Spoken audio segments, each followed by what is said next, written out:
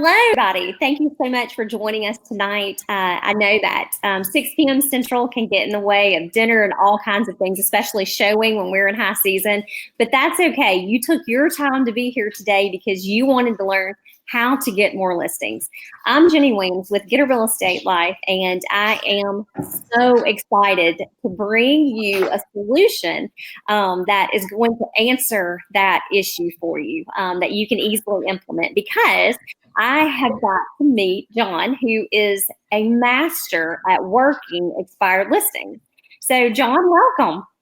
Thank you so much, Jenny. Delighted and honored to be on the call with you.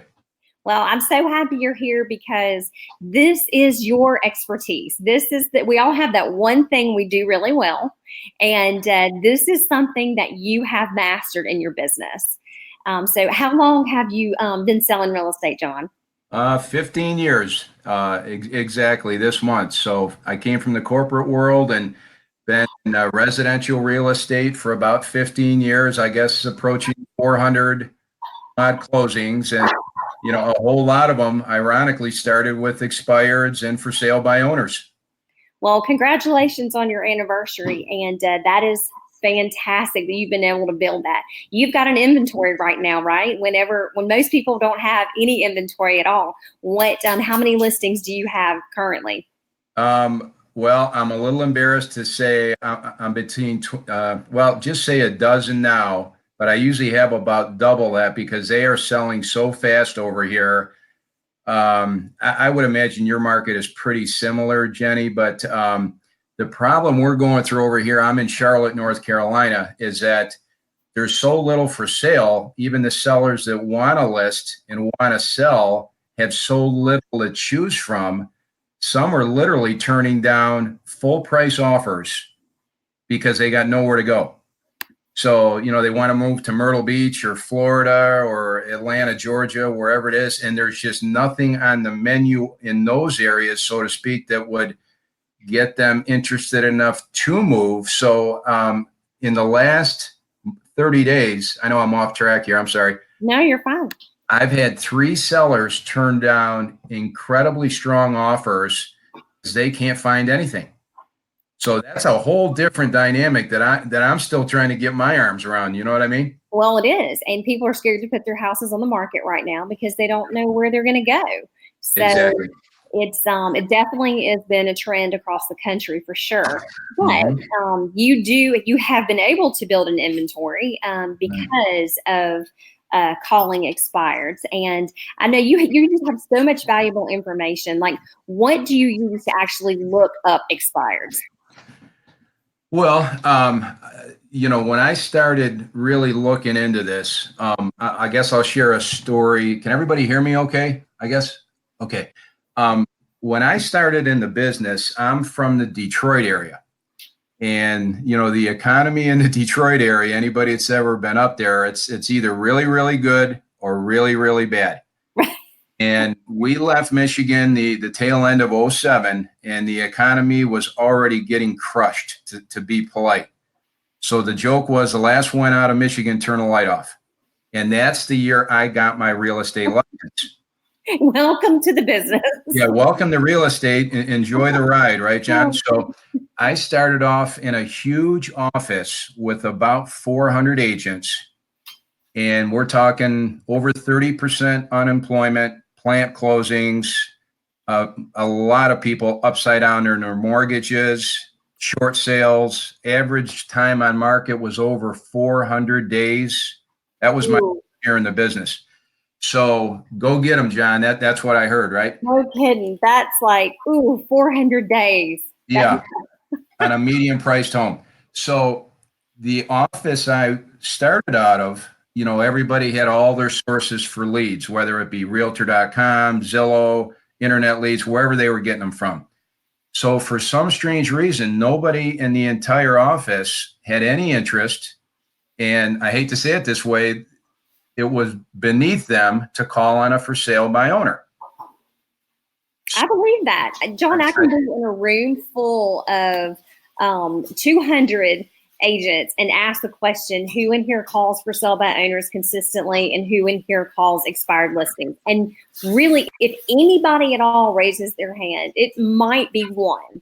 Exactly.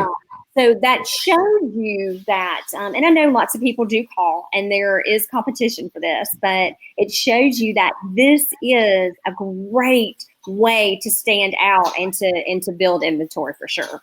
Exactly. So I went on a mission and I said, well, if they want to call it the low hanging fruit, so be it. So I sold, I had 42 closings in my first year. And I think, oh, wow. I think 38 of them were for sale by owners that started with a for sale by owner phone call. Okay. I want to just state, how many closings again in your first year? My first full year was 42 closings, and this is Michigan. And it, believe me, it's, it's tough to get a loan up there. I'll just leave it at that. Yeah. Because, everybody's unemployed, plant closings, the auto industry, it's tough sledding. The weather, other than that, it's a piece of cake, right? So, but no, that's my home state. So it was all good. And there was a lot of business done, but just a different type of business. So yeah, I got really good, really quick on how to call, approach, and kind of cultivate for sale by owners when nobody else would even touch them. Right. We've got a comment right here, John, from one of my friends, Izzy Mosley. She said, that is amazing. 42 closings your first year. So yeah. I just had to throw that in and let you know that people are really responding to what you're saying. Well, thank you, Jenny. Just luck of the draw, I guess. And then I proceeded to layer in some expireds. And then maybe we'll leave this as a side note. I'll leave it up to you, Jenny, but then withdrawn listings, as we began to chat about earlier. So a lot of people ask me, John, if I'm a brand new agent, I want to get into listings. We've learned, a lot of us have learned, buyers are good, and God bless all the great buyers agents out there, but I happen to learn the business with listings. Listings gives you the leverage. Listings brings other business, the more inventory out there. I think you got a much longer lifespan in the industry. And, I think we all kind of agree to that. So let me try to frame this initially, Jenny, if I may. And I got a lot of notes here for you. We'll have some fun with this, okay? Yeah, that sounds great. I hear all the time, I don't want to cold call an expired, John. I hate that. I don't want to cold call a for sale by owner, John. That's not for me. Well, right off the bat, I say time out. I politely disagree because I don't think that's a cold call. To me, what I call the big three, a for sale by owner, a withdrawn listing, we call them withdrawns over here, and an expired listing, I call them the big three, because those are warm calls. What do all three of those have in common? They want to sell. They want to sell. Thank you, Jenny. I was wondering if you were getting any messages on that one. They all want to sell. So all three of those categories already have their hand up. Jenny, come get me. I want to sell. So it's just, they've all made an attempt. It just didn't connect for them for whatever reason. And usually it's whose fault? The last agent, right? Always the last agent. Always, it had to be the agent's fault. Okay. So I politely, and I always say this chucklingly, I don't think an expired, a for sale by owner, or a withdrawn is a cold call. To me, that's a warm call. We just got to convince them that we're the right person for them. That's right. A cold call, and I'm going to refer to a gentleman in your wonderful home state of Alabama down in Mobile. He's the king of cold calling, Ricky. Oh, yeah.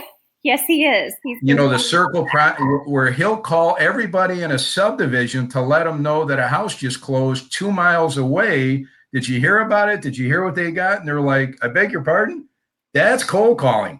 Well, and it comes from conversations. The more conversations you have, the more opportunities that leads us to develop. So, yes. Yeah. So anyway, you see my thinking, and I may be off base, but I've done pretty well with these. That Ron, closing 42 in your first year, I think you're onto something, man. Yeah, because I think they're just already kind of crying out for help. Somebody just needs to give them the roadmap to get them to first base, and then, we're on our way. So warm call versus cold call. So let's frame this in a way here. Let's start with your expireds, okay, Jenny? So a home expires last night at midnight. Now, if we're in any sizable large city area, Birmingham, Atlanta, Charlotte, anywhere you want to name, at lunchtime today, they probably had 20, 30, 40 calls. They probably had 3 or 4 delivered packages to their doorstep. They probably had a handful of unannounced doorbell ringers, all agents. So the first question becomes, and they're leaving voicemails like on a rampage. Their voicemails are all full and you can't get a call through. So number one, how do you get to the seller? How do you get through to them? That's a great question. So how do you get through? So what I have observed over time is I got this basically down to 3 steps. So number one, it's getting through to the seller, then managing to secure the listing appointment, and we're going to dive into that next. Then how to get the listing once you get there, okay? Believe it or not, the hardest part is number one. How do you get through to them? So like in Charlotte, there's very little competition. So last I heard, there was 17,500 licensed realtors in Charlotte. Other than that, piece of cake, okay? So when there's an expired, I had a guy tell me about 2 weeks ago, he had 200 calls in a week and a half. Ooh, that's a lot. So I don't know what the technology is, but let's say somebody can hold 20 or 30 voicemails at a time before they start deleting them. So here's the way I look at this, Jenny, forgive me. So a seller gets home from work tonight and his voicemail is just full, or he's getting cell phone calls all day today to the point it's overloading. So what kind of messages is he getting? They're all real estate agents, and he's going to get things along the line of, hi, this is Tom from RE/MAX. I'm the #1 agent in your neighborhood. I noticed you just expired, and I'm the guy you got a list with and nobody else. I've got the track record. Here's my number. Call me as soon as you can. Next one will be, hi, this is Mary. I'm with Century 21. I've been a 20-year battle-tested listing agent in your neighborhood. Your house just came off the market. Shame on your last agent. I'm the person for you. So nobody's got a solution. It's all about how great I am, how great my office is. I'm the #1 agent of the #1 team. So after hearing that 6, 8, 10 times, they're just numb. And they're tired of all of us. So it becomes right, they're sick of us. Delete, delete. So what do I want to do? All I'm still trying to do is figure out a way to weed through all that traffic and just have a simple phone conversation with them. Right. So what I tell most agents when they're starting out brand new, I said, you can have 2,000 leads from the best lead sources or internet, whatever you want to show me. But if you can't convert a few of those to appointments, what do you really have? You have nothing. You have nothing. You have zero. I'm going to throw them a little curveball. Okay, on my voicemails, now, humor me, I got plenty of gray hair on my hair, as you can see over the years. I've tried everything from simple, short, and sweet voicemails to 90-second long voicemails where I have a feeling I was putting them to sleep on the other end of the phone. Back to medium ones. Now I'm down to short and sweet again, and they're more effective now than ever.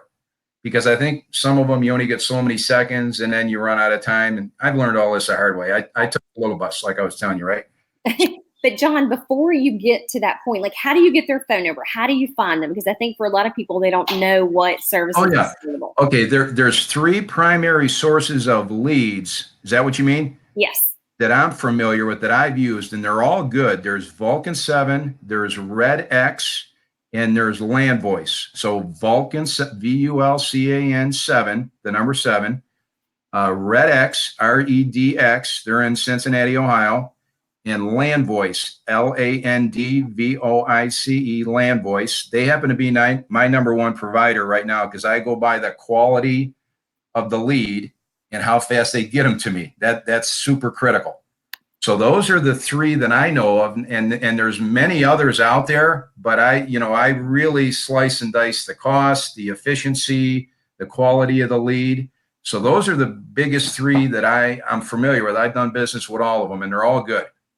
Okay. Voices, I've got that system too, and I think Mojo is one that I think a lot of people use as well. Those are the popular ones, but I think you hit the ones that, and some have different features. But I know a lot of people will say, okay, well, why would you use one of these services instead of just looking it up in MLS?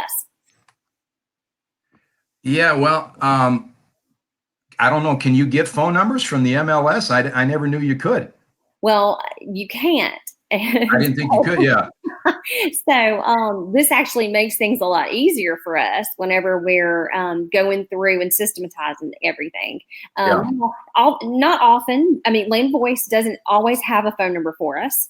Right. And sometimes they are wrong. So I feel like if you're an agent and you're going to start working expired, just expect that. Every lead source has its flaws and its benefits. And it's just one of the things that you'll have to take a few extra steps to research phone numbers. You can look at Pipl, PIPL.com, or you can look at Spokeo, which is SPOKEO.com.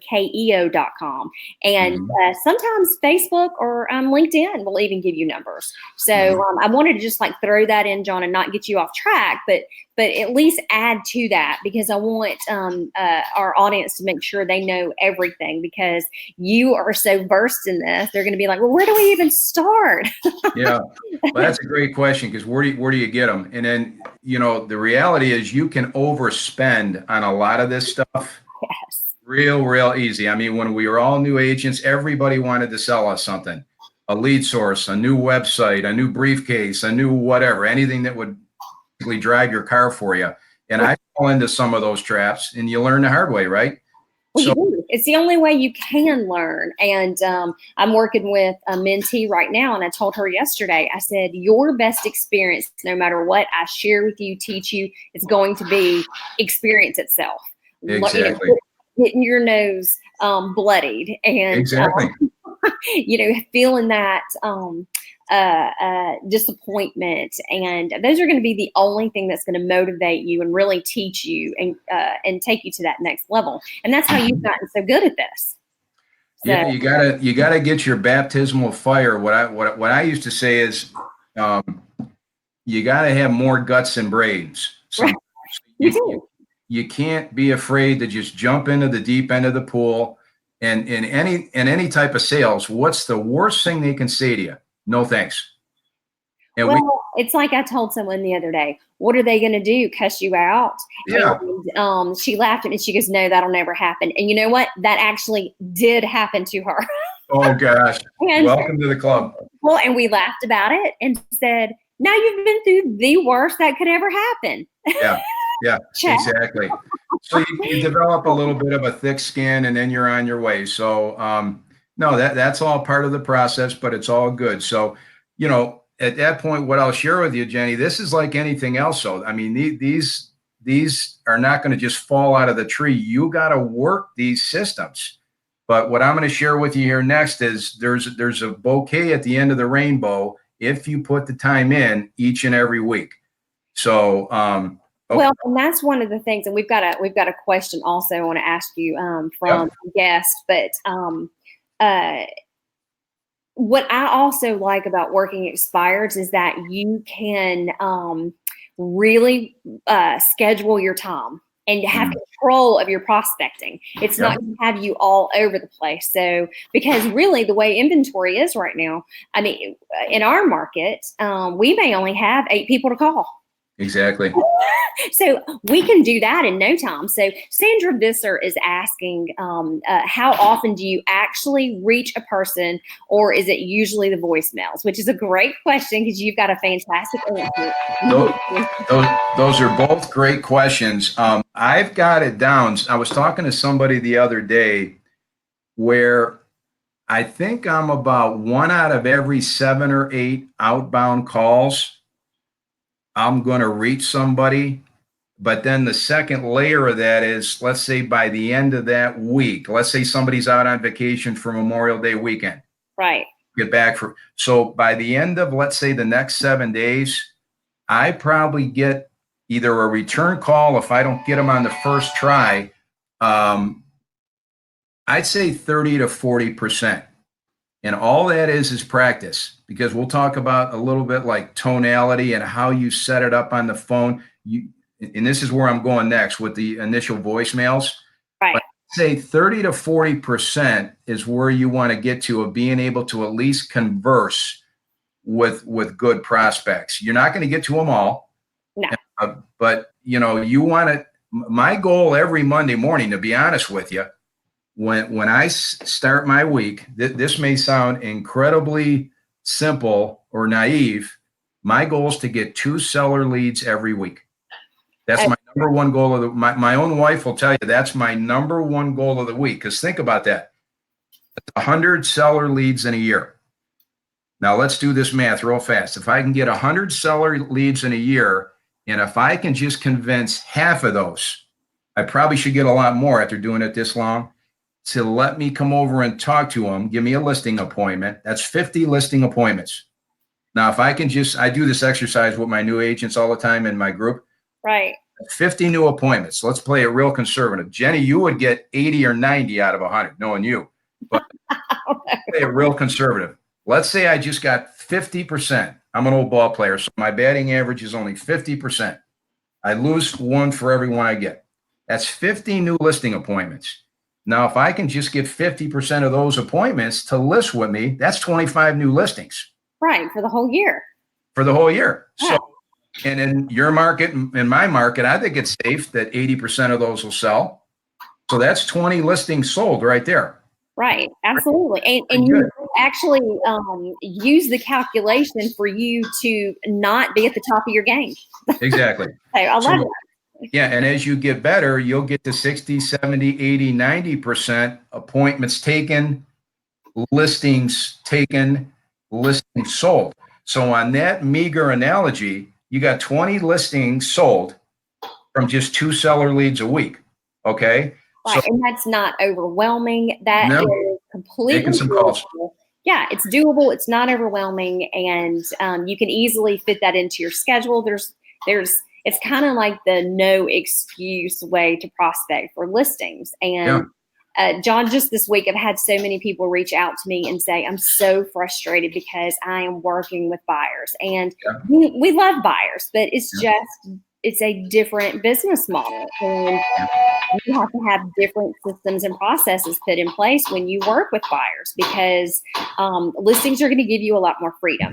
So when you start calling them, John, so what do you say? And I know that you're very particular in what you call your. Sure. If I may, Jenny, just to finish that last thought, you got 20 listings sold. So let's just say an average sales price of a home in any given neighborhood is $250. So 3% of 6%, the listing side, let's say 7,500 GCI times 20 is what? That's $150,000 GCI. There you go, for 2 leads a week. 2 seller leads a week. So whether it's your next door neighbor or a referral or somebody in your sphere, if you can find 2 people that are interested in selling in the next 12 months, there's a real quick roadmap to 150,000.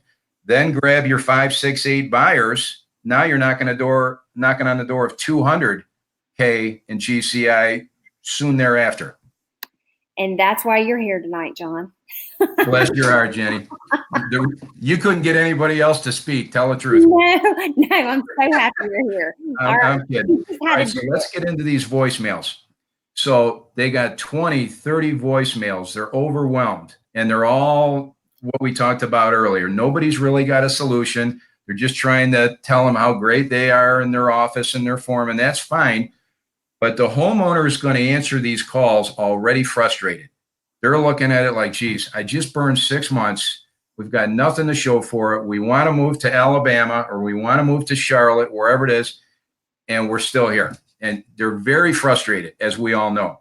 So what I do is this. I've got 3 or 4 that I use, but I'll give you one here that's right now in this day and age very effective. I'll leave them a voicemail to the effect of, hi, this is John DeSmedt with eXp Realty. I was just curious if you're still accepting offers on your home for sale on Galway Court. My cell number is 704-999-0896.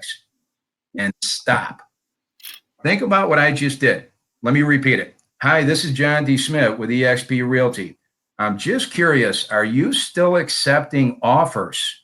Say it just like that. On your home for sale on Galway Court. And here's my cell number. Now, they got 20 of the other voicemails already blowing up their phone, and they're sick of all of us before they even hear my raspy voice. Caught them off guard. So whether they just got home from work and they're eating dinner and they're replaying them, I caught them off guard, a little bit off step, and they're going to say, wait a minute, that guy sounded different. He said something about offers. Call him back first. Yeah. So let's peel this onion back, Jenny, another layer further. What does an expire, a for sale by owner, and a withdrawn all have to sell their house? An offer. They don't want to, they care less about what company we're from, what firm, how many homes we've sold, what team. They want to know what we can do for them. They want a solution. Right. Their patience are wore out. So when they hear offers, they're going to be, and I said eXp, so I'm not, going down that road. I identified myself. So they're thinking, what's this guy saying? He said offers. Now he said eXp, so he is an agent. Has he got a buyer? Is he just chasing my listing and he thinks he can get us a buyer? Does he want to buy it himself? We better call him back. Okay. Now I'm going to give you the quick response, but I'm going to give you two more here. If you like that one, go ahead and run with it. It's the first two I'm going to give you here. If you use these every week, I tell a lot, these are 6 figures a year if you just stick with these two every week. And you don't have to make a million calls and use all these dialers. I still dial my own phone. And there's another story behind it. I don't like these dialers and these Bluetooths. I took the little bus, so I want them to hear me. You know what I'm saying? Okay. The next one is this. And this is really good on a for sale by owner. And we'll talk more about for sale by owners. A little bit different mindset, but the same basic conversation. Hi, this is John DeSmedt. I had a couple of real quick questions about your home for sale on Galway Court. Can you call me as soon as you get this message? 704-999. Now that for sale my owner just got that, and they're going to say, wait a minute, that sounded different again. Call me as soon as you get this. Now, what does he want? It's sense of urgency. Sense of urgency, and it's just, and all I want to do is what? Just have a quick conversation with him. Right. Okay. Here's another one. This is so ridiculously simple. I'm almost embarrassed to say this to the group here. How about this one? Hi, this is John DeSmedt at eXp Realty. Is your home still for sale? And then leave your cell number. Is your home still for sale? So the quick analogy is if they don't call you back, they either decided not to sell, or they committed to another agent, or they're under contract. You know what I'm saying? But all I'm doing is stimulate a conversation. I'm cutting to the chase. All right. So let's go back to the first one. Are you still accepting offers? So let's say somebody answers the phone. It's funny. We practice, and the new agents, they start dialing and somebody answers the phone. They're so careful, they hang up. You know what I mean? It catches them off guard. So be careful what you wish for, right? So all I want to know when I get them on the phone is, number one, are you still serious about selling? Ooh, good question. And that should be a quick yes or no. Hey, Tom, thanks for taking my call. I'm just curious. I came off the market. Are you still serious about selling? So if he says yes, then all I do next is phase into my next question. Well, would you be willing to look at a much more aggressive, more effective way of marketing your home this next time around?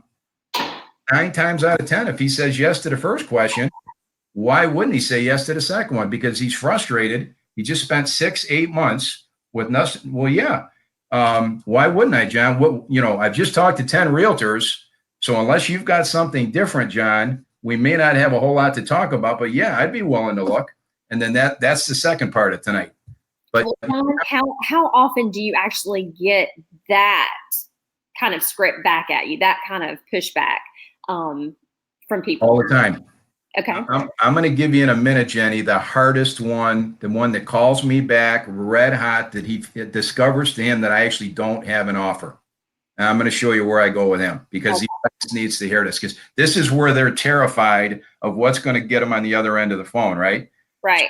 Does that make sense so far on those 3 lead-ins? It makes sense to me. Does it make sense to everyone, to you watching? And if you have questions, type them in the comments. And as they come up, I'll make sure that we address them, because when we spend time together, it is my goal to make sure that you get the greatest value from it. And you can see John is giving you step by step, like I promised, and our emails and our promo. He is telling you how he does it, what he says exactly. And I love a sharing heart. So John, thank you. You're welcome, Jenny. Yeah. All right. Now you're starting to get people calling you back, right? Yep. So either when they call me back, or if they happen to answer when I first dial, 2 quick questions. I was just curious, are you still serious about selling? And then if that's a yes, well, okay, that sounds great. Would you by chance be willing to look at a much more aggressive, possibly more effective way of marketing your home this next time around? I mean, no more complicated than that. I'm not into all razzle dazzle and arm twisting and here's how you close them and the pressure. You know, if I do my job, they're going to want me to come over. If I do my job at the listing appointment, which is the next part, they're going to reach out. All right, John, we've heard enough. What do we have to sign? I don't believe in all the deceptive, let's cut to the chase. I'm so glad to hear you say that, because I had a conversation yesterday. We have got to stop treating consumers like they are stupid and naive, because we're consumers too. And whenever someone does that deceptive or manipulative selling, instead of actually asking and helping and coming to a place of help, and you see, I get really passionate about this. No, you're right, Jenny. I'm so thankful you said that. We do have, of course, Frankie Sauls said roll tide. And well, tell him I'm wearing my Clemson colors just for him. And I love it. And Lacey Kilpatrick, she said, how often do you call, or how many times do you speak to the same expired over and over? All right, great. 2 great questions. I give them 3 attempts. So what I do, this is really, really complicated. I have my stack of leads. Here's my ballpoint pen. Today is May the 30th. If I leave a voicemail, I put VM 5:30. I left the voicemail on 5:30. Now, whether it's the next day or 2 days later or the end of this week, I'm going to give them 3 attempts, and I'll maybe either interchange the voicemails, or I may leave the same one. Kind of, you get to know like a neighborhood, a little bit of a different feel, but it's the same approach.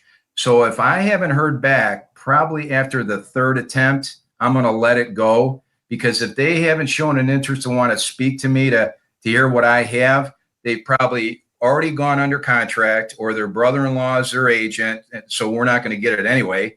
Or they've already committed and signed with another agent. They're just waiting to put the sign up or something. So I'm late to that dance. Okay.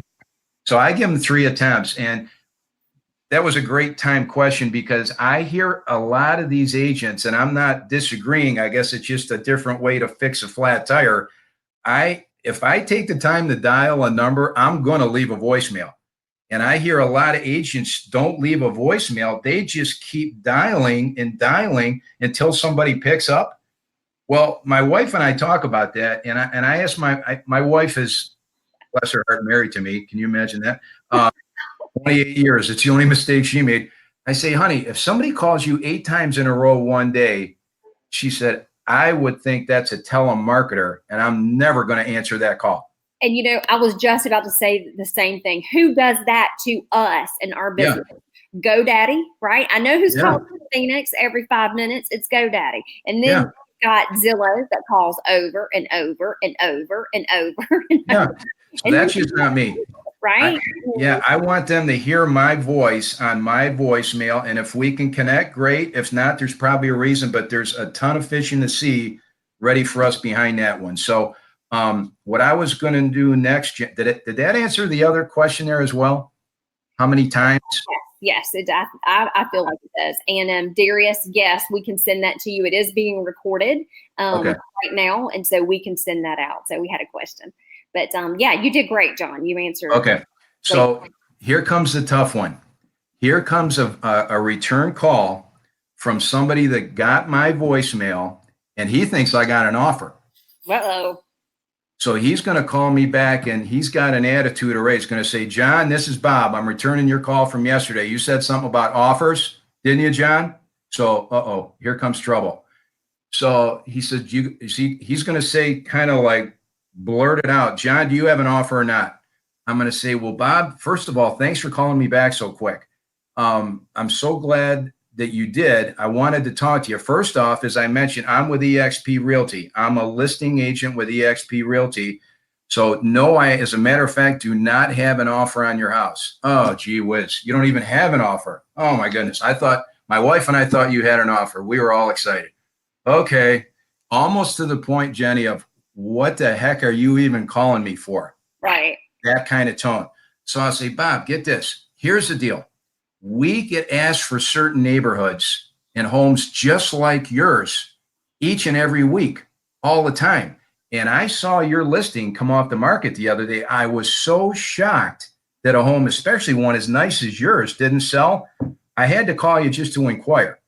Now, you see what I did? As home as nice as yours, I'm killing them with kindness, and Right. shocked that it didn't sell. No disrespect, but I'm making the other agent look a little bit, not as quick on the draw as he possibly could be, because I'm trying to get a listing appointment. Well, but they already feel that most of the expireds I've ever talked to, they, just like you said earlier, feel like it didn't sell because, of course, the agent, it's not because of price or condition ever. Exactly. Couldn't be couldn't be the price. Right. So I'll go, Bob, here's the deal. We get asked for certain neighborhoods like yours all the time. And with the lowest inventory we've ever seen in this area, the last 2.5 years, we get calls for homes that are for sale on a Tuesday and a Wednesday. Let's say a couple from Atlanta, Georgia wants to move to Charlotte, and they call me and they say, John, we're coming this weekend. My husband's got to find, we got to find a house. My husband's job starts in a month. And by the time they drive here Friday night, that home's under contract. Right. And you go through the same thing over there. So, Bob, all I want to do is inquire with you. Should we cross you off the list? Have you decided not to sell and stay put for whatever reason? Or are you still a candidate to sell? Oh, I get it, John. Well, that makes more sense now, because I was so surprised, Bob, to see that your home didn't even sell at all. I'm planting that seed again. Right. Well, we want to sell. My wife and I have talked about it. We still, we'd really like to sell. Okay, Bob, well, that's great. Let me just ask you something then, Bob, before I let you go. Would you be willing to look at a much more aggressive, possibly more effective way of marketing your home this next time around? I'm assuming you had a great agent last time. For whatever reason, it just didn't connect. It just didn't have any luck. But I've got an approach you may not have heard about. I have a system in place you may not quite have heard about yet. Would you be willing to look and listen at something else? So that goes into another conversation, Jenny. But see how I kind of turned that conversation. He was red hot when he discovered I didn't have an offer. So first of all, I'm so shocked your house didn't sell, Bob. And thanks for calling me back. And by the way, we get asked for homes just like yours all the time. So in a minute, he's feeling worse. Right. You got to bring him back up and say, well, listen, there's a whole new batch of buyers out there. What happened 6 months ago is in the rearview mirror. The good news is I got a solution. Okay. And that comes out on my listing presentation and my actual strategy, but I'm just trying to get to the kitchen table first. Of course. Right. And Christy, you said the sound cut off and it froze a little bit. Were you able to hear when he kind of recapped it? And John, Frankie is asking, seller's response, we're not going to list with an agent, but we'll pay you 3% if you bring us a buyer. What do you say to that? Well, that's a good for sale by owner dialogue right there. Yeah. Well, let's go on that one. Okay. So, John, you sound great, but there's no way in the world I'm paying 6%. None of you realtors are worth 6%, no matter whoever you are, whatever you say you can do. So we'll give you 3% if you bring us a buyer, but we're not going to list. I'll say, Bob, thanks for sharing that. So here's my quick response. We have a statistic called the NAR, the National Association of Realtors, and they publish periodically that the average fully listed property is going to garner a 10 to 12% gross higher sales price than your average for sale by owner home. And we only want 6. Fantastic response. And we only want 6.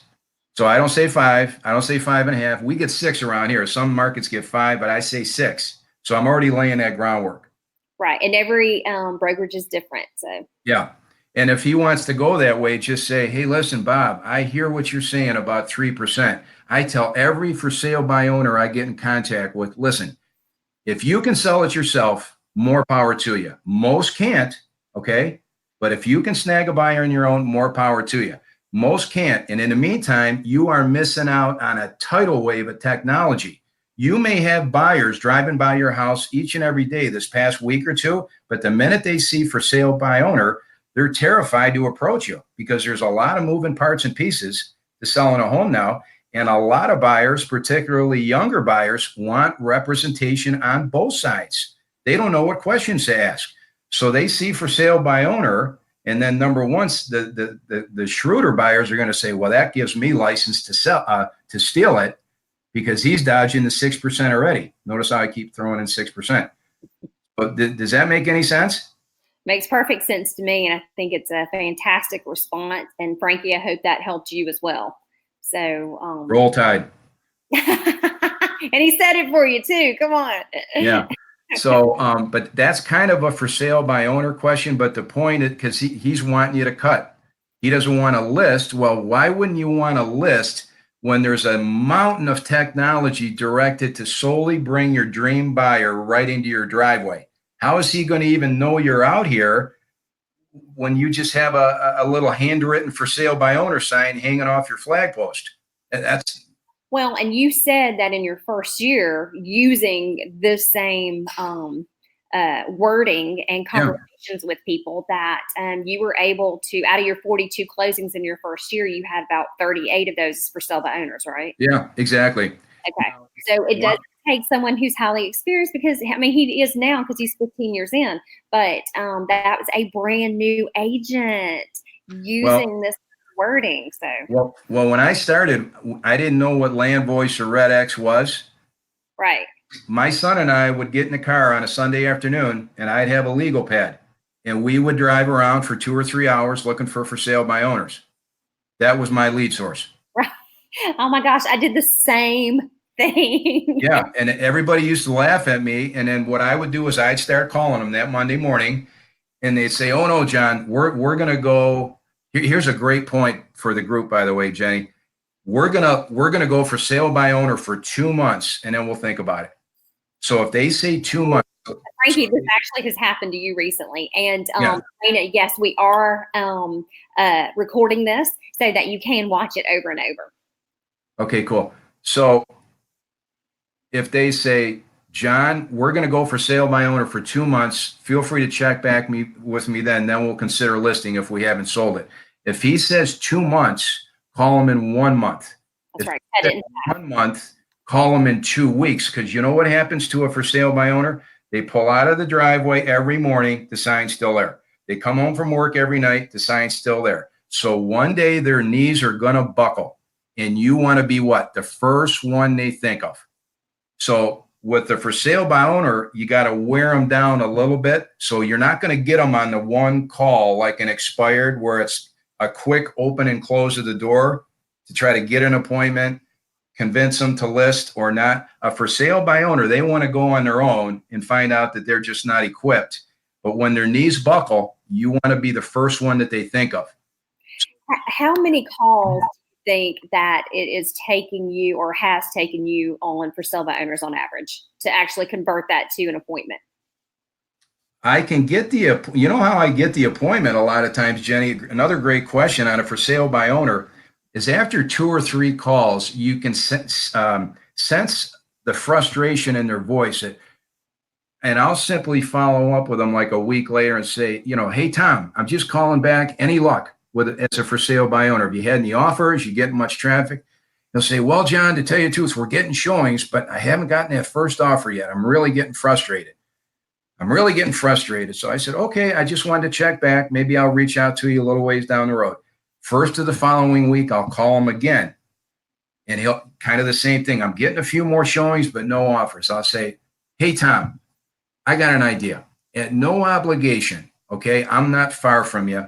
If you got 15 minutes one day, how about I come over and show you a state-of-the-art way on how I market a home? Just so in case you get to that point of wanting to seriously consider listing, you'll know what I have. No obligation. Just look and listen for 15 minutes, and it may surprise you what we have out there these days.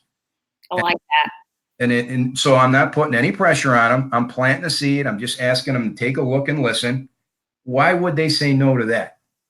Okay. And along the way, I'm kind of layering in some other cool stuff. Like I got a buyer capturing system. I use the dedicated 800 number, stuff that you and I talked about, but I'm not, doing any heavy duty arm twisting or any of this nonsense. It's just, let me show you what I can do.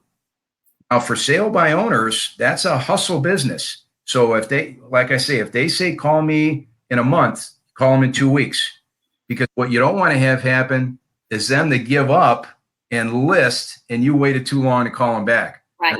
You weren't the one to continue to follow up with them. Exactly. So that's kind of a repetition thing. Well, and Stephen asked, what about websites for sale by owners? And Stephen, are you asking for him to be able to call from that? Because Land Voice will actually pick that stuff up too, right? Yeah, you asking me, Jenny? Yeah, Land Voice will pick up the for sale by owners for you, right? Yeah, they will. Yeah. My quick reaction to that question is whoever gets you the highest quality lead, meaning the address, the contact, the phone number, the quickest. Now, like Land Voice, 6 a.m. every morning, they're waiting for me in my email.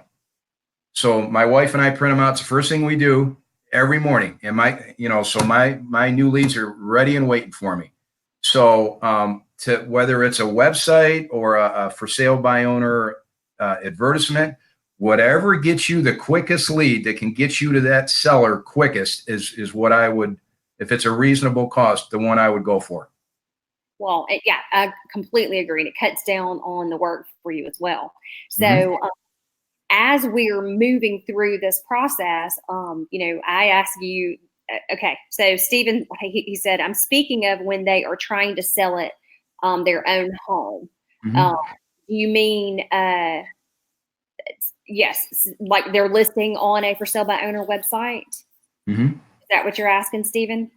I'm seeing if he'll respond back. Well, here's another thing that he may be referring to, Jenny. Let's say he's had a couple of showings as he's trying to sell for sale by owner. And he says, hey, John, wait a minute. You sound good, but I've had 2 couples come through my house and they seem pretty interested. And he's waiting and hoping they come back.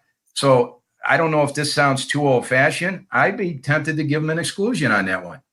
I'll say, tell you what, yeah, that's 2 or 3 great conversations with this couple. They like certain things about the house, but they're somewhat reluctant to give you that offer.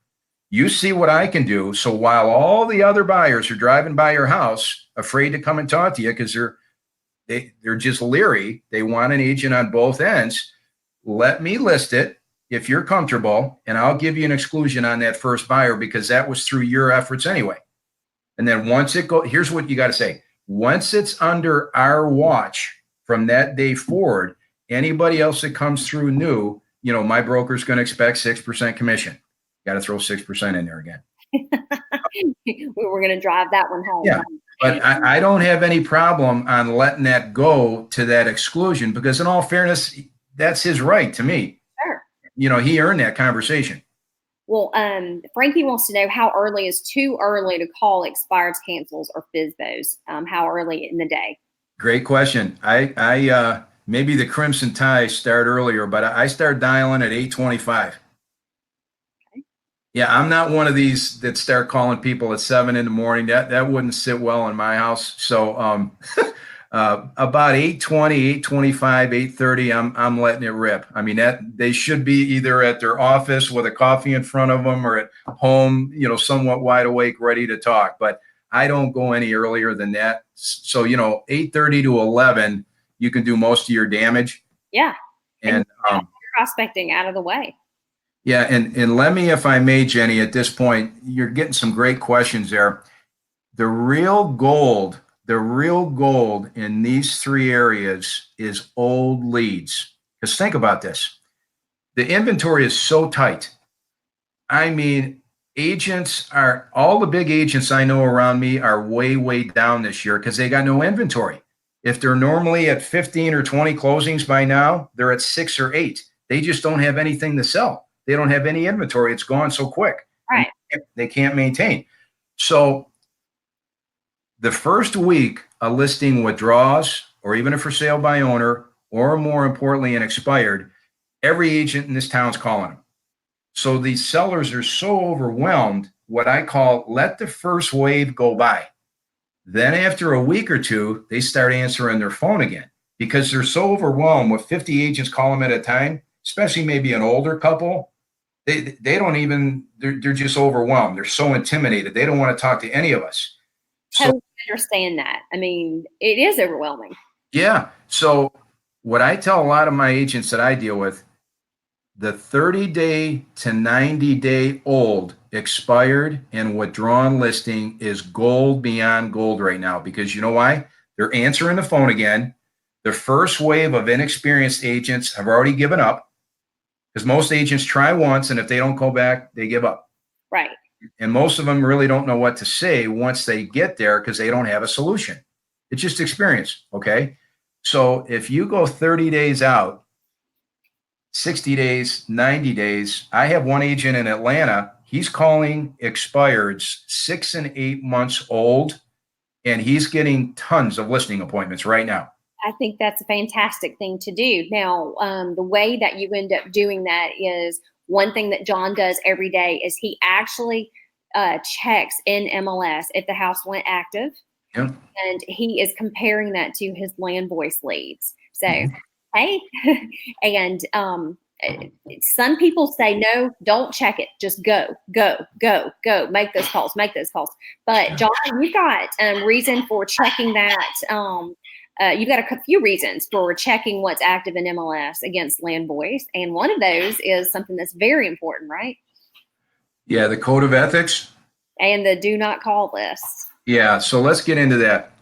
Over here in this state, if you just like a Brahma bull start calling expireds and throw caution to the wind and don't look anything up, and you get a homeowner on the other end that's already relisted a month ago with another agent, and that's a super aggressive agent, and you're hounding his listing, we call it preying on that listing, you're going to get in big trouble around here. If that agent wants to file a complaint, you will get a very healthy fine.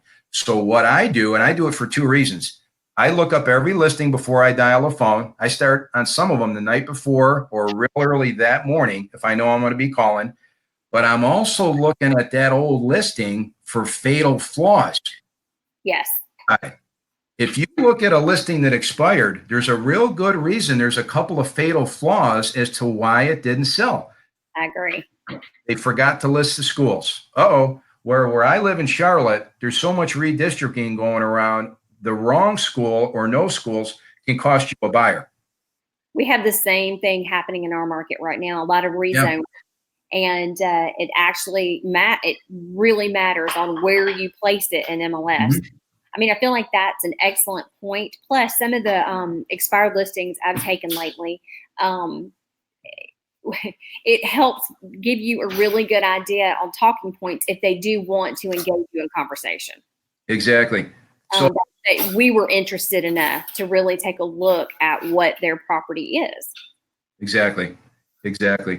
So what I'm looking for, Genny, first, obviously, like you mentioned, to see if it's actively listed. Then you got to leave it alone. But I'm looking at the old listing. Maybe the pictures are horrible. Maybe they're cut off, rushed. I hate to say it, a lot of agents are so anxious to get it actively listed, they don't even proof their own listing. And then you look down at their remarks, they didn't have any points of interest, located next to the new high school, brand new ball diamond. You're close to the neighborhood swimming pool. You're close to such and such country club, or what's that big mall in Birmingham? Galleria. The Galleria Mall. I mean, all the moms would love to be near that mall, right? And if you don't have any of that, holy mackerel, you could have cost yourself a couple of great buyers. I showed For a house calls. the other day, John, speaking exactly about this. I showed a house the other day that had been for sale for almost 6 months. The photos were terrible. The house looked like it had been abandoned. And the comments were nice 4-bedroom. And that's it. Yeah. All the effort that this agent put into it. So we have all the ammunition we need once we look it up. But like you were saying, you don't step on agents' toes, because really John is sharing with us information that he is here to help people and show us how to help people that want to be helped, not by manipulative ways or deceitful ways, and to never step on agents' toes. And so we can do that in a nice way and an ethical way, and be that resource. So one of the things that he shared with us already doesn't violate anything with the do not call list, because he didn't offer his services. He is simply asking, are you still taking offers? Exactly. So to the group, great point, Jenny. If anybody ever asks me, and I've been asked this a few times, John, how do you get around the do not call list?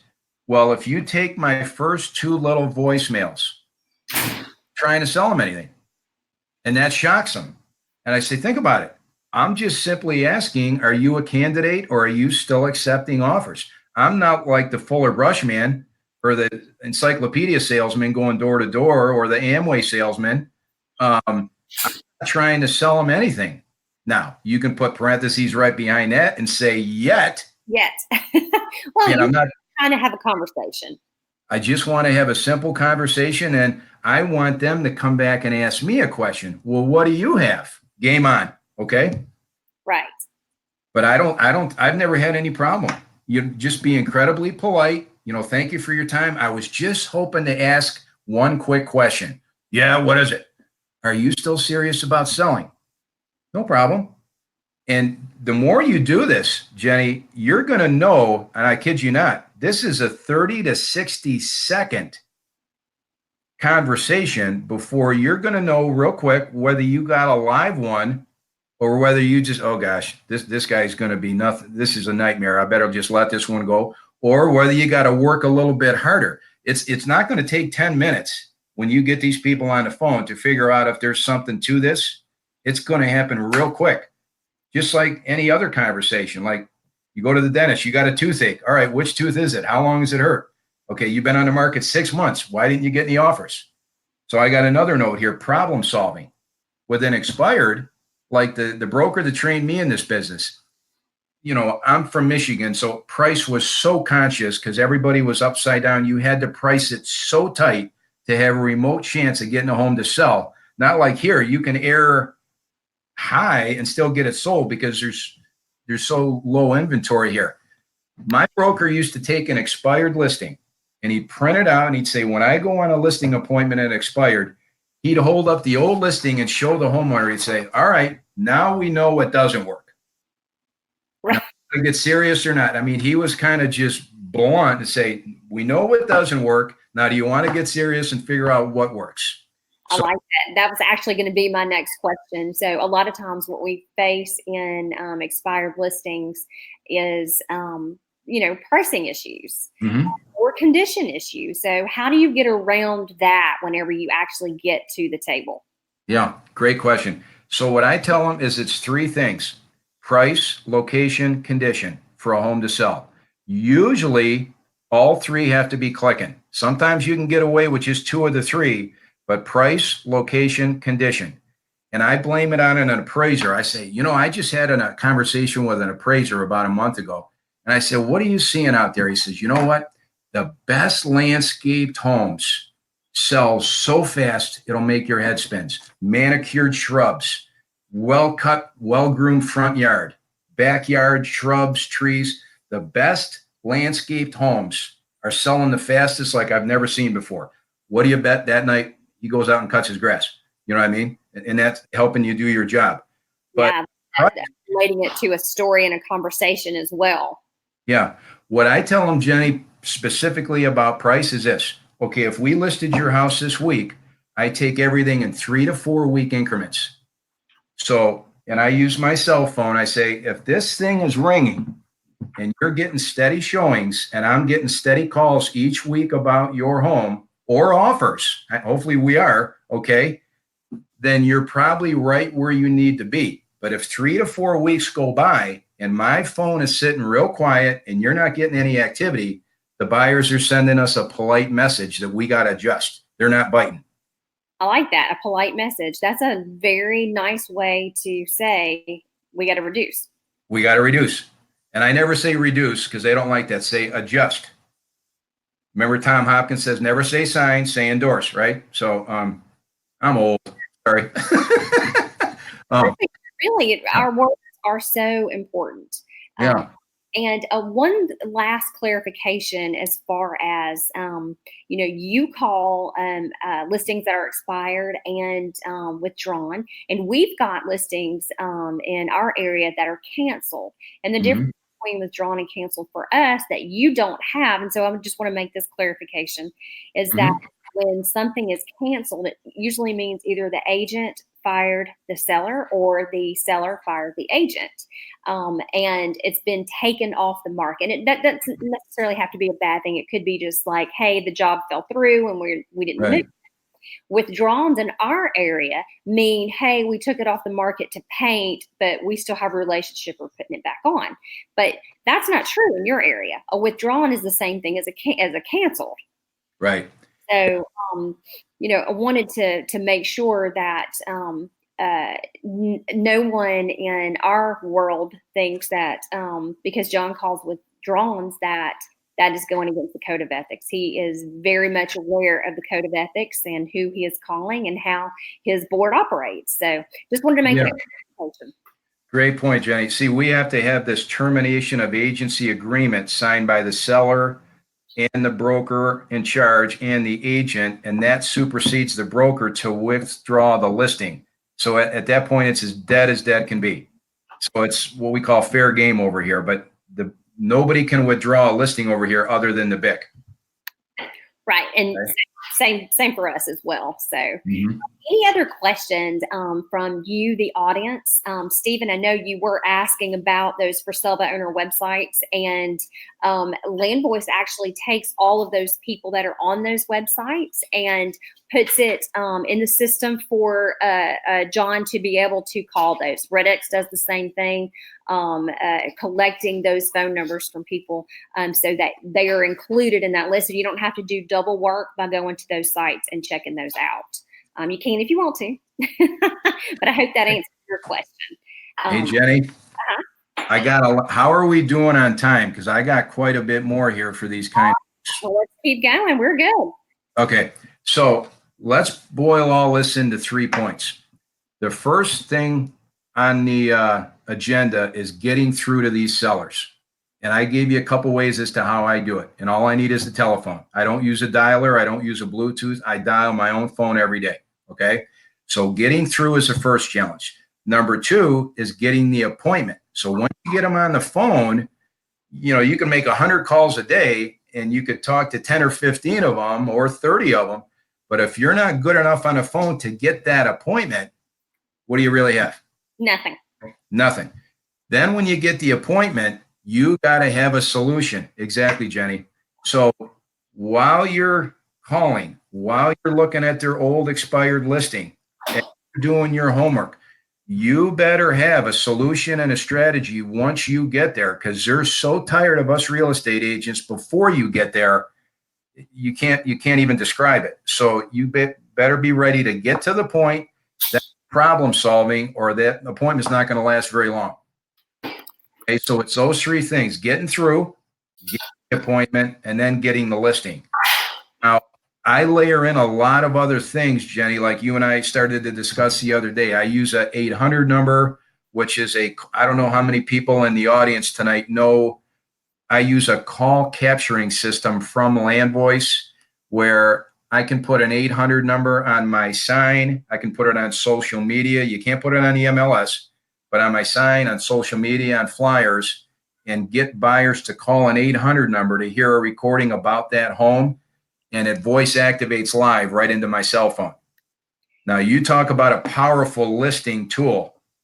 Yeah, I agree completely. And it actually has an excellent listing presentation with it. And John and I discussed this a little bit. If you have coached with me at all in the past 10 years, you know I'm a huge fan of this. So endorse that, John. You go ahead.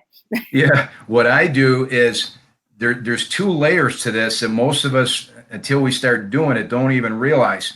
So calls come in, and like Jenny and I initially okay, you got buyers calling in to hear about this listing. These are all buyer calls. So you answer their questions, and you're showing this in a listing presentation, and you use their phone. Say, hey, Mr. Seller, let's pretend we're a buyer for 30 seconds.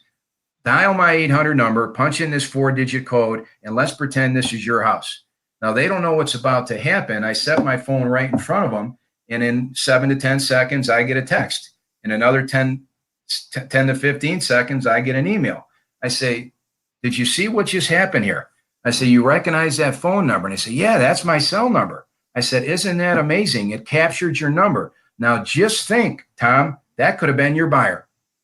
And they're so blown away. Now, for all of us agents, here's the real goal to that inbound call. And the same as a regular sign call, which we always forget to ask. Do you have another home to sell? So inbound call, everybody wants to know, we're so anxious to hear, do you want to buy that house? Do you want to buy this house, this house, this house? Oh, by the way, I completely forgot to ask. They may have another house to sell to be able to buy that house. So you get that listing, then you got two from one inbound call. Then you may double dip that listing from one call. See how that starts? That's how you build an inventory. Yeah. So important right now. So I've had people call me. I'm way off track here. Forgive me. You know, I'll get back here. I got some other stuff I want to share, but I've had people call me out of the blue and say, hey, John, this is so-and-so. Here's my address. And my wife and I are wondering, can you come over Saturday morning? We're thinking about listing our house. So I'll go over there, have a nice meeting with them. I'm about halfway in. I'll say, if you don't mind me asking, I'm just curious. We've never met before. How did you come by my name and number? And he says, John, I figured you were going to ask me that. You wouldn't remember us from Adam, but about 8-9 months ago, we called you one day on one of your listings. You're the guy that's got that 800 number on your signs. I said, yes, sir. He said, you took our call and it forwarded right into your cell phone, unannounced, live, and you answered 3 or 4 questions we asked you with. And we were so blown away on how responsive you were on an unannounced call. He said, I told my wife right then, when we go to list our house, I want that guy on our house because he's on his game. Now, I got to make a point with you. Don't laugh, everybody on the call here. So I'm from up north. I talk funny the whole bit, right? I don't know if this is a Southern thing or what. So humor me here for a second, okay? In Charlotte, all the real estate offices are closed at 5 o'clock. All the real estate offices are closed, some at 4:30. All the real estate offices are closed all weekend. I do 85% of my business after 5 and on the weekend. And I like to play golf with my son as much as anybody else. So I use this 800 number. It says right on my sign, 724 recorded information line about home. I said, I'm open 24 hours, you guys. So they're just building my case for me without even having to say anything. See, up north, the real estate offices are 8 a.m. to 9 o'clock at night. And then they have a soft Saturday, like 9 to 3. And then on Sunday, like noon to 4. So down here in the wonderful South, I'm not making, forgive me. We're just having fun. No, I think it's awesome. The real estate offices are closed at 5 and they're closed all weekend. So I'll sit in a listing presentation. I'll say, Mr. Seller, all due respect, what could be more frustrating? You're sitting here in Charlotte trying to sell your lovely home. You want to move to Myrtle Beach. And here's a family driving in from Atlanta for the weekend. They spot your house. They drive through your neighborhood and they're like, honey, this could be the one. And they can't get a hold of the agent and they can't get a hold of anybody at the real estate office. What is more maddening to you and to them? And they want to write you a check. They're sitting in front of the driveway and they can't get a hold of anybody. Well, my number's on 724. I got them right there. You see how I set that up? Yeah, I know exactly. And people really appreciate using So that we could do another whole session just on this 800 number, because I've been doing that for the last years. And that's, if you use that right, that is a knockout punch like there's no tomorrow. And Land Voice has their own new version now. I'm really plugging Land Voice tonight. And theirs gives you 3 invitations during a call to, forward into the agent's phone. And there's nothing like it. So anybody can call me and I'll give you the contact info there. And our guy there has set you up. It's very, very inexpensive to use too. It is. It's very inexpensive. So anyway, so go ahead, Jenny. No, we are 1 hour and 11 minutes in, and this is great info. Do we have any questions right now from anyone? And Frankie, you're in trouble. So John, what are some few other tips you've got for us?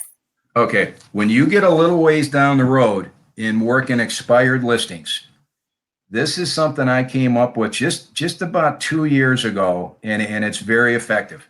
So picture this. Jenny, you're on the phone all week and you're trying to get a couple of good listing appointments for the weekend. Your inventory's shrinking because you're selling them so fast you can't keep up. I need more sellers. Exactly. Don't we all? So by the time you get a couple of these frustrated sellers, you walk in, Jenny, listen, we've already talked to 10 agents. I want to see some references, and we want to just bottom line this, Jenny. No disrespect, but we want to hear your strategy, and let's just bottom line this right now. We're kind of at our wits' end.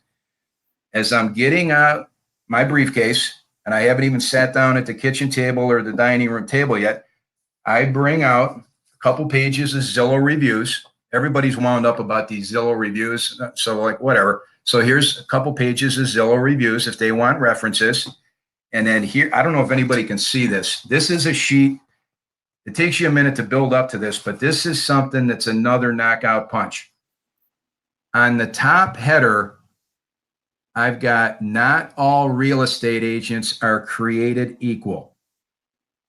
So follow me on this. I'm an expert at selling properties that didn't sell with the previous agent. And I've got a list of addresses of homes here that expired or withdrew that I relisted, sold, and closed with no major price reductions. And then I'll go on to say like this: do these statistics sound too good to be true? They can all be verified through the Carolina MLS and public records. These homes sold for an average of 97% of listing price for sellers who responded to this letter. So I put this in several different places, but this is strong. Very powerful. And you can do this with just 2 or 3. You can do it with 20 or 30, but say, hey, listen, I've got a track record of exactly what you need from a guy like me, Mr. Seller. No one has anything like this. Okay. So you got references and you got a batting average of previously expired listings that nobody else has showed. So you just squashed 2 big objections before you even sat down at the table. Okay. Now, I think that's highly impressive. All right, watch this. Don't laugh, but in my opinion, there's a right way and a wrong way to present comps. So we go in a listing presentation. All of us have comps in our briefcase. So you're going to show, usually they show this 1-page sheet with all the actives, all the under contracts, and all the closed. And they hand the seller that 1 page. And that constitutes, okay, I really came prepared for this appointment. The agent and to the seller. You know what I do with comps? I print out the last 3, 4, 5 solds, particularly anything that pertains to their house that's close in criteria. I may print out 1 or 2 of the actives just to show them what they're currently competing against. I take a ballpoint pen and I write all over those comps. I print out every single comp, the house with the pictures and the MLS sheet, staple them, and I write all over them like a 3-year-old. And here's what I do. I circle bedrooms, full baths, half baths, year built, and I'll go 1 more of these, 2 less of these, 10 years older, 5 years newer, 0.2 of an acre smaller. You know, this is brick, this is siding, this is on a cul-de-sac, this is on a corner lot. And when you can show 6, 8, 10 comps and you've got notes written all over them and put that all over the table, you say, see, Mr. Seller, I have researched your entire neighborhood before I came here today. You'll have them eaten out of your hand. No one does that. Just write and make them productive notes. I'm being facetious, but things that you can compare their house. And they'll, because the first thing they're going to say is, well, the house behind us got 289.9 and we want to ask 309. Well, here, what's the difference, John? Well, they got a totally updated kitchen. They got a spectacular master bath. You back up to a foundry. They back up to a ball diamond. You know, little difference. You know, you're in a corner lot. You're on a freeway. You know, they're a quiet cul-de-sac. You know, you got to kind of educate them a little bit. So I make notes like there's no tomorrow on every single comp, because you got to make it feel like you live in that neighborhood with them. If you just hand them that one sheet, they'll say, this guy doesn't even know the neighborhood. Well, I actually agree with you on that. All of these new tools that we have now are fantastic. So the CMA services are great from MLS. Our is fantastic. I do feel like you can manipulate the numbers where you can overprice something from those kind of services. This actually shows that you are engaged in really comparing with these notes. And so I love that, John. Thank you. You're welcome. One of the things I'll share at this point, I've always been a believer that you have to have a really strong listing presentation. Now, let me grab it right here. I had this planned. I carry around, I call it a portfolio. I don't know if everybody can see this. Forgive me, I'm just sitting here in my shorts. It's 100 degrees here today. You see this? It's got handles. Yes. And this is full of pictures. And I got stuff. I hope I'm not embarrassing you, Jenny. No, not at all. See, I got just pictures of just listeds, just solds, recent solds. And what I want to do is have a lot of great stuff to show these homeowners. I've never been one to walk in with a PowerPoint, 3 laptops, talk about absorption rates right over their head, because they want to know by the time we get to, what are you going to do for me today? And so I try to categorize it, whether I'm sitting with a Fortune 500 CEO or a first-time home seller that doesn't even know the process, that they can understand me real easy. All right, this is what we got to do, guys. That makes sense? You have to connect. You have to be relevant. And I'm glad you brought this up, because whenever I interviewed and surveyed over 200 home sellers, every single one of them said they wanted and expected a presentation from the agent when they showed up. And they were very disappointed. It didn't mean they didn't hire that agent that came to them, but they were very disappointed that the agent who they were referred to or set an appointment with didn't have one. So it takes that trust level down just a little bit, because we're expecting one. So right on, John. So 3 more steps here, if anybody can still hear me out there. When you sit down, like here's the way I kind of break the ice when I first get there. I'll say, well, thank you for letting me come over and visit with you. So as I mentioned on the phone, I've got a system I was describing to you that's been very, very effective for me for years. So what I would like to do here today, with your permission, is show you my system on how I chapter and verse market a home.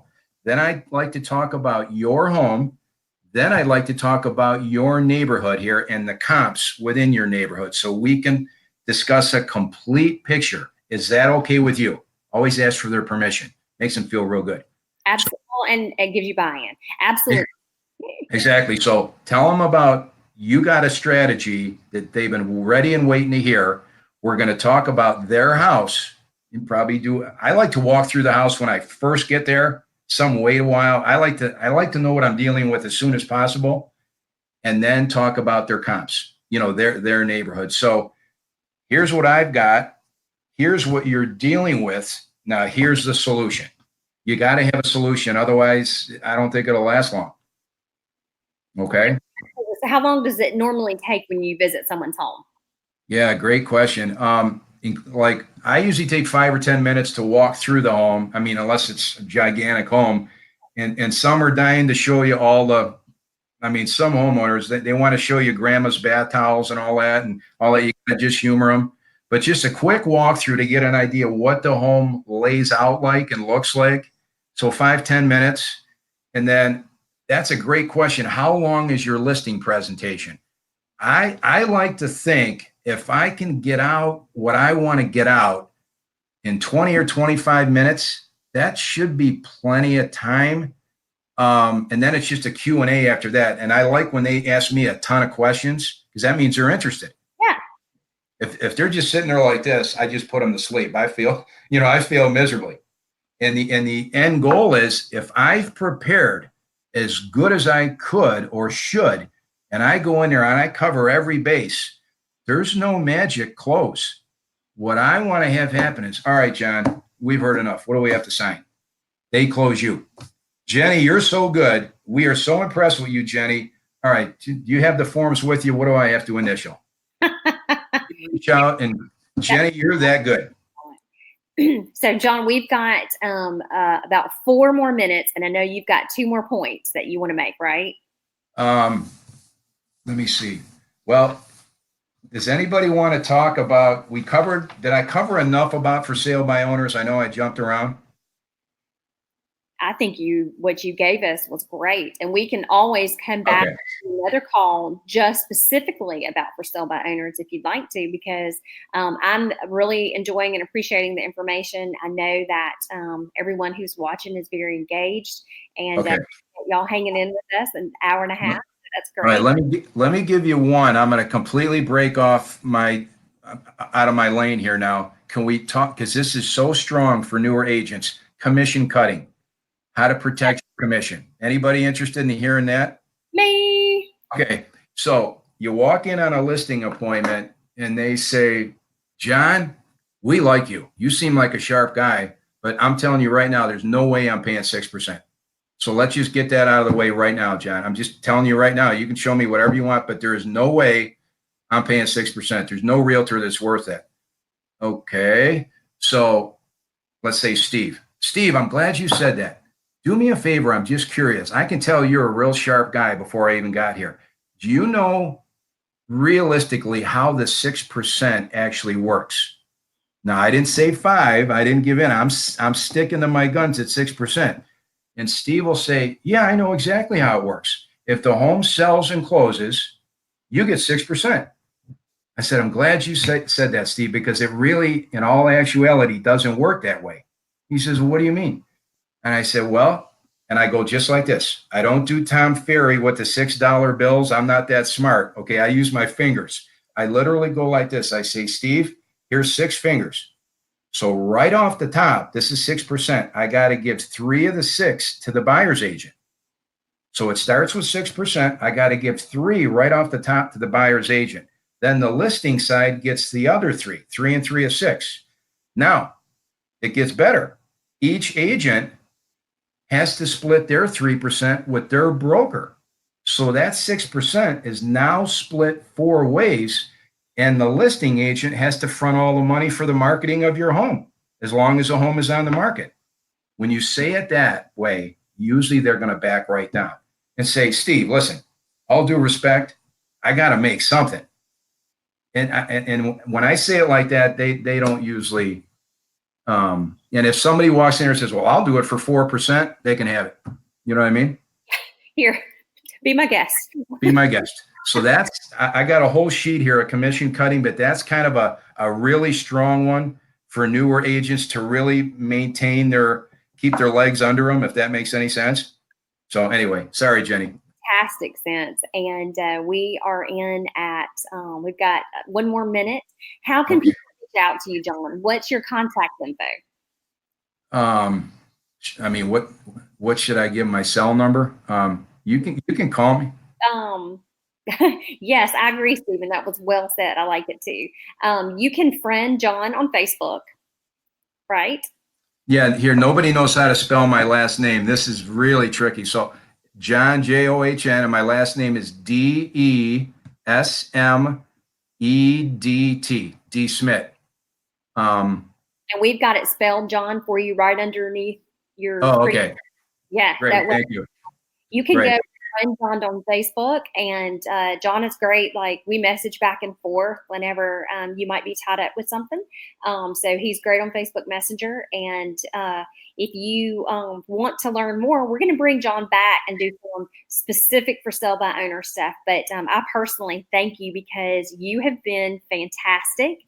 Tonight has been great, and I hope everybody got a lot of value out of it, and you wrote this stuff down. It is recorded, and you can access it on our Get a Real Estate Life business page. And I will share it in Get a Real Estate Life community as well.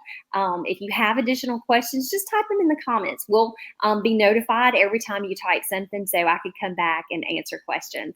So, Okay. John, thank you. You were awesome. Thank you so much for having me. I hope it helped, and good to see all you guys, and be happy to entertain any other questions. So thanks again. Y'all have a great night. All right. Take care.